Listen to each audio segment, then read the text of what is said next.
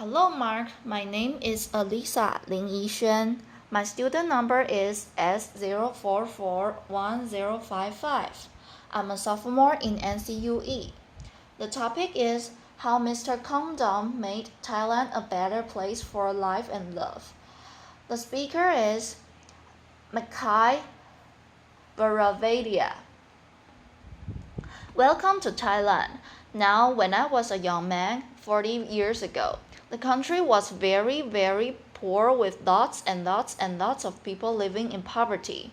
We decided to do something about it, but we didn't begin with a welfare program or a poverty reduction program. But we began with a family planning program, following a very successful maternal child health sets of activities.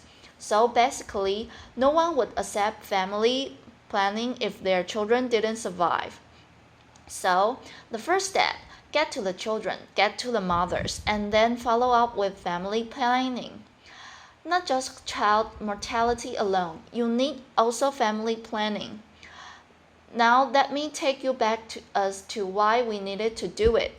In my country, that was the case in 1974, 7 children per family, tremendous growth at 3.3%. There was just no future.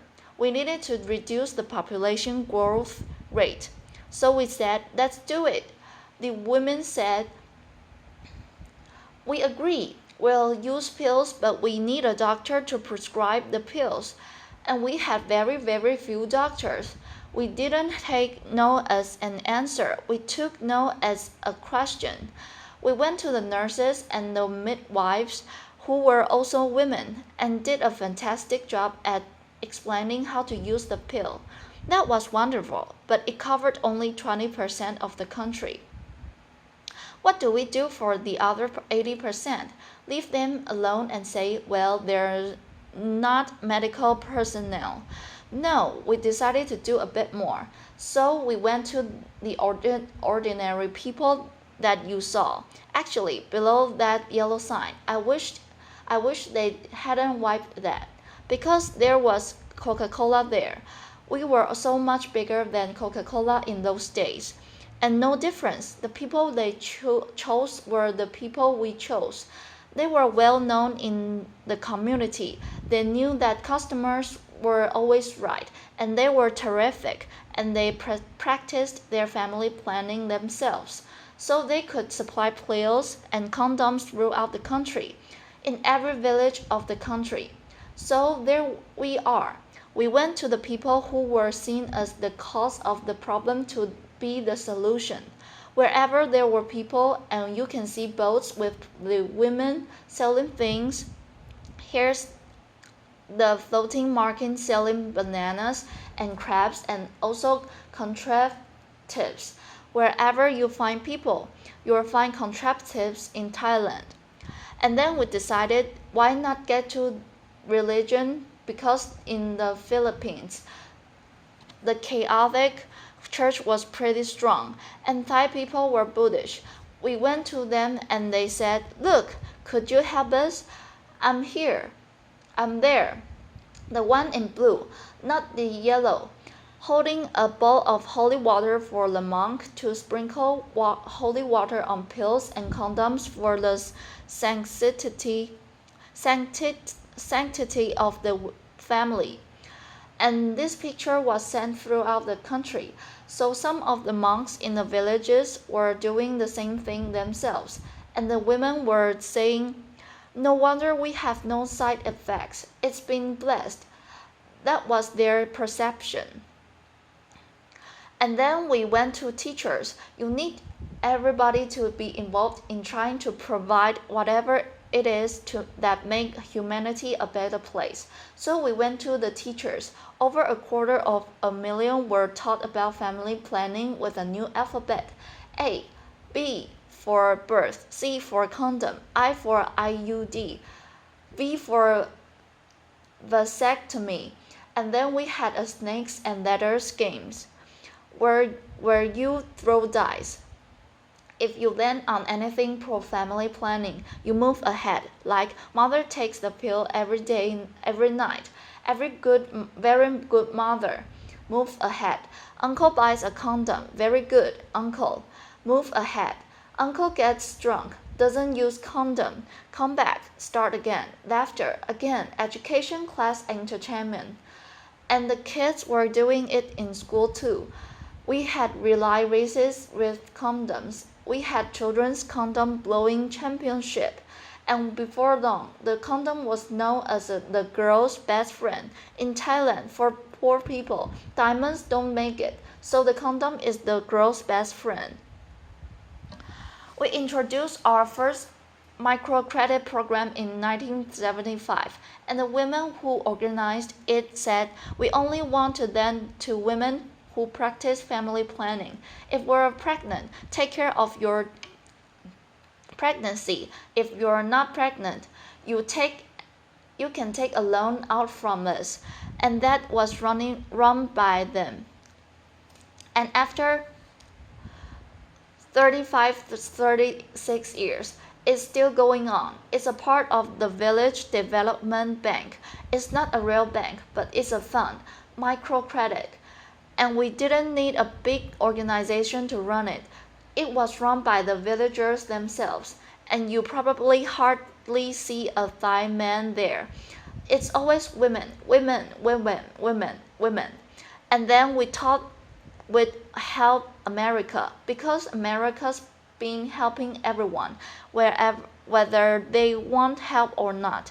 Laughter. And this is on the 4th of July. We decided to provide vasectomy to all men, but in particular, American men to the front of the queue, right up to the ambassador's residence during his unclear. And the hotel gave us the ballroom for it. Very appropriate ballroom. Laughter. And since it was near lunchtime, they said, all right, we'll give you some lunch. Of course, it must be American cola. You get 2 brands, Coke and Pepsi. And then the food is either hamburger or hot dog. And I thought a hot dog will be more symbolic. Laughter. And there is this then young man called Willie Boom, who worked for the USAID. Obviously, he said he's had his vasectomy because his hot dog is half eaten, and he was very happy. It made a lot of news in America, and it angered some people also. I said, don't worry, come over and I'll do the whole lots of you. Laughter. And what happened?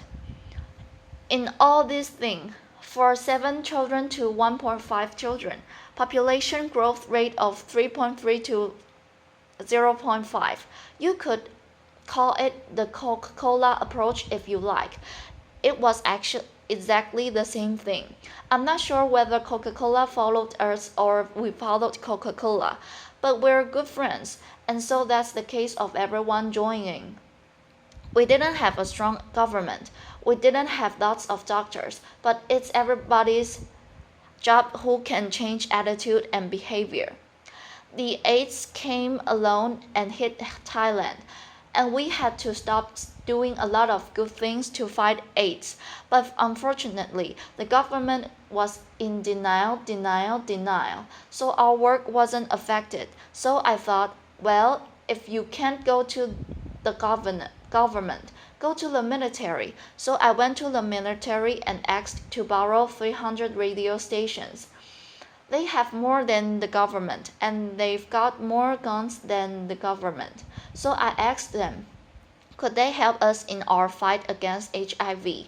And after I gave them statistics, they said, yes, okay, you can use all the radio stations, television stations. And that's when we went onto the airwaves. And then we got a new prime minister soon after that. And he said, Mechai, could you come and join? He asked me in because he liked my wife a lot, so I said okay. He became the chairman of the National AIDS Committee and increased the budget 50-fold. Every ministry, even judges, had to be involved in AIDS education, everyone, and we said the public institutions, religious institutions, schools, everyone was involved. And here, every media person had to be trained for HIV. And we gave every station half a minute extra for advertising to earn more money. So they were happy with that. And then AIDS education in all schools, starting from university. And these are high school kids teaching high school kids. And the best teacher were the girls, not the boys, and they were terrific. And these girls who go around teaching about safe sex and HIV were known as Mother Teresa.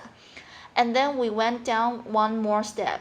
These are primary school kids, 3rd, 4th grade, going to every household in the village, every household in the whole of Thailand, giving AIDS information and a condom to every household, given by these young kids, and no parents objected, because we were trying to save lives and this was a lifesaver, and we said everyone needs to be involved. So you have the companies also realizing that sick staff don't work, and that customers don't buy, so they all trained. And then we have this Captain Condom with his Harvard MBA, going to schools and night spots, and they loved him. You need a symbol of something. In every country, every program, you need a symbol, and this is probably the best thing he's ever done with his MBA. Laughter. And then we gave condoms out everywhere on the streets. Everywhere. In Texas, you get condoms, and also in traffic. The policemen give you condoms. Our cops and robbers programs. Laughter. So, can you imagine New York police giving out condoms? Of course I can, and they enjoy it immensely. I see them standing around right now, everywhere. Imagine if they had condoms, giving out to all sorts of people. And then new change, we had hair bands, clothing, and the condoms for your mobile phone during the rainy season. Laughter. And these were the condoms that were introduced. One says, weapon of mass protection. We found, somebody here was searching for the weapon of mass destruction, but we have found the weapon of mass protection, the condom. And then it says here, with the American flag, don't leave home without it, but I have some to give out afterward. But let me warn you, these are Thai size, so be very careful. Laughter. And so you can see that condoms can do so many things. Look at this. I gave this to Igor and to Bill Sr. also. Stop global warming. Use condoms. And then this is the picture I mentioned to you, the weapon of mass protection. And let the next Olympics save some lives. Why just run around? Laughter. And then finally, in Thailand, there were Buddhist. We don't have a God, so instead we say, in rubber we trust. Laughter.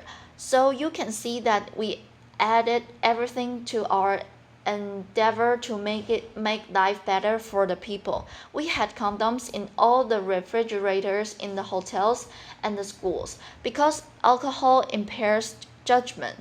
And then what happened? After all this time, everybody joined in. According to the UN news, cases of HIV declined by 90%, and according to the World Bank, 7.7 million lives were saved. Otherwise, there wouldn't be many Thais walking around today. So it just showed you could do something about it. 90% of the funding came from Thailand. There was political commitment, some financial commitment, and everybody joined in the fight. So just don't leave it to the specialists and doctors and nurses. We all need to help. And then we decided to help people out of poverty.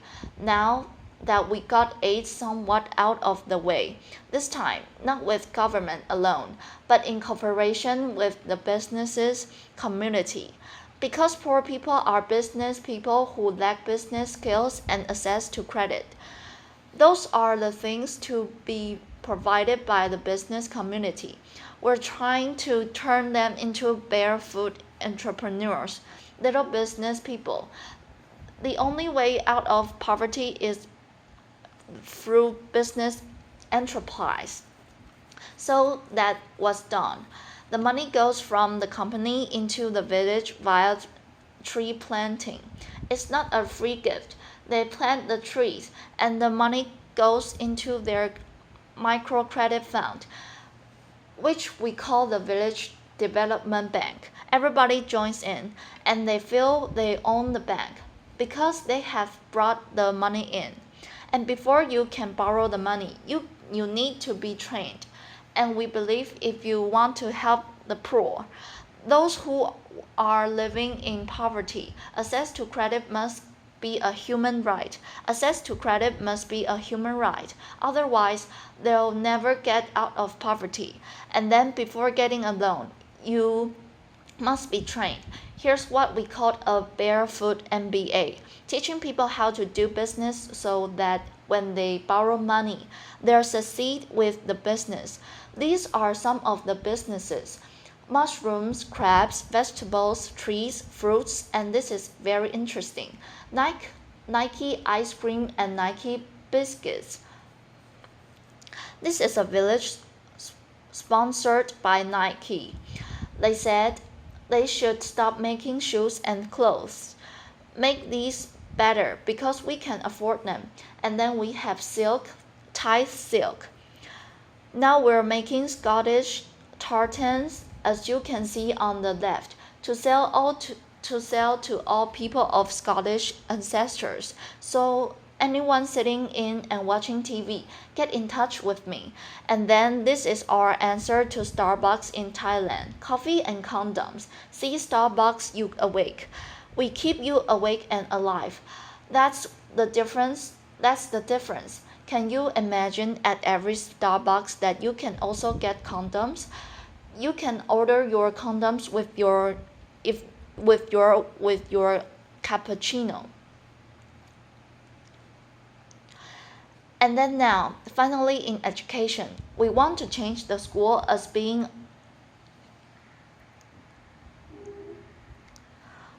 underutilized into a place where it's a lifelong learning center for everyone. We call this our school-based integrated rural development, and it's a center of focal point for economic and social development. Redo the school, make it serve the community needs. And here is a bamboo building. All of them are bamboo. This is a geodesic dome made of bamboo. And I'm sure Buckminster Fuller would be very, very proud to see a bamboo geodesic dome. And we use vegetables around the school ground, so they raise their own vegetables. And then finally, I firmly believe if we want the MDGs to work, the Millennium Development Goals, we need to add family planning to it. Of course, child mortality first and then family planning. Everyone needs family planning service. It's underutilized. So we have now found the weapon of mass protection. And we also ask the next Olympics to be involved in saving lives. And then finally, this is our network. And these are our Thai tulips, laughter. Thank you very much indeed. Applause.